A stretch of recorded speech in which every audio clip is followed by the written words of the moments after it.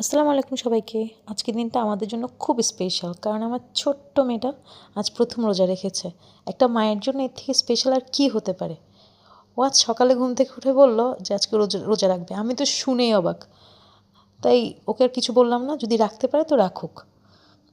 ভেবে দেখি যে ও যেন ক্লান্ত না হয়, মনটা যেন ভালো থাকে, তাই ওকে বললাম ঠিক আছে তুমি তোমার মতো থাকো, একটু পড়তে বললাম আর একটু কার্টুনও দেখতে বললাম, যেন সময়টা চলে যায়। এর মাঝখানে আমি রান্নাঘরে ঢুকে পড়লাম। আজকে ওর পছন্দের খাবার বানাচ্ছি, চিকেন ফ্রাই। ম্যারিনেশন শুরু থেকে শেষ সব খুব মন দিয়ে করেছি। পাস্তা রান্না করেছি পছন্দের সস দিয়ে, সব কিছু একদম মন দিয়ে বানিয়েছি যেন ও খুব খুশি হয়। চিকেন ফ্রাই ভাজা হয়ে গেছে, পাস্তাও রান্না করা হয়ে গেছে, সাথে সাথে ছিল শরবত, আরও অনেক কিছু। তো এভাবেই খুব দ্রুত কাজ করছিলাম, কারণ মাগরিবের সময় হয়ে যাচ্ছিল।